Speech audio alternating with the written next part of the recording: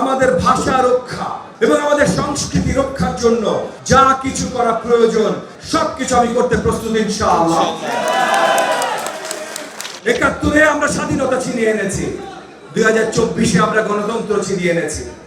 আগামীর বাংলাদেশ গণতান্ত্রিক বাংলাদেশ আমাদের মাননীয় প্রধানমন্ত্রী জনাব তারেক রহমানের নেতৃত্বে জনতার বাংলাদেশ হিসেবে আমরা গড়ব ইনশাআল্লাহ।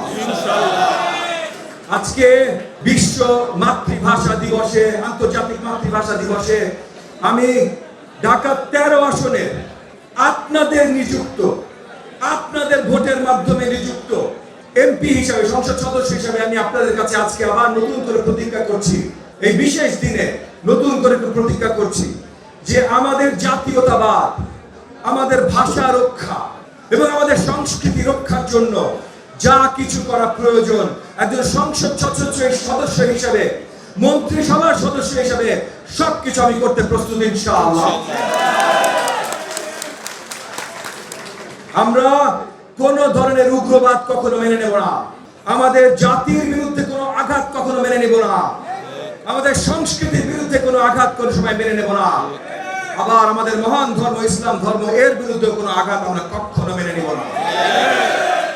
অনেক লোকজন আছে যাদের কাজই মিথ্যাচার, তারা ভুল ভ্রান্তি ছড়াতে চেষ্টা করে, অনেক সময় মসজিদের মিম্বারে দাঁড়িয়ে ভুল ভ্রান্তি ছড়াতে চেষ্টা করে।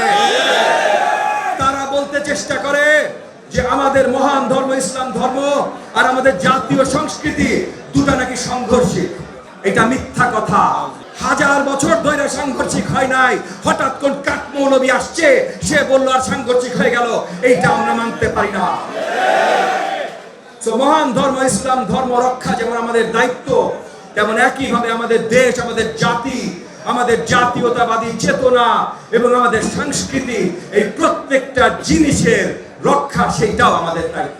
আগামী দিনগুলোতে আমরা পাঠ্যক্রমে সব জায়গায় চেষ্টা করব যেন বাংলা ভাষার সর্বোচ্চ মর্যাদা আমরা দিতে পারি ইনশাআল্লাহ। একই সাথে ভাষাগতভাবে আমাদের দেশের ২০ কোটি জনতা যেন কখনো পিছিয়ে না থাকে। যত ভাষা সম্ভব, আপনি ইউরোপে যান দেখবেন বাচ্চারা ৪টা-৫টা করে ভাষা শিখে। আমাদের শিক্ষা ব্যবস্থা এত উন্নত না, আমরা হয়তো ৪টা-৫টা ভাষা এখন শিখাইতে পারবো না, কিন্তু বিশ্বব্যাপী যদি আমরা মর্যাদা সবসময় আনতে পারি তার জন্য ভাষা শিক্ষার উপরে আমরা বিশেষ গুরুত্ব দিব। প্রথম হবে বাংলা ভাষা, তারপর বিদেশি ভাষাগুলোর উপরে আমরা গুরুত্ব দিব, কারণ ভাষা ছাড়া আমাদের অস্তিত্ব নাই। শিক্ষামন্ত্রীর দায়িত্বে আছে বলে আমি আপনাদেরকে আজকে আবার নিশ্চিত করছি ইনশাআল্লাহ আগামী দিনগুলোতে এই দায়িত্ব সঠিকভাবে পালিত হবে।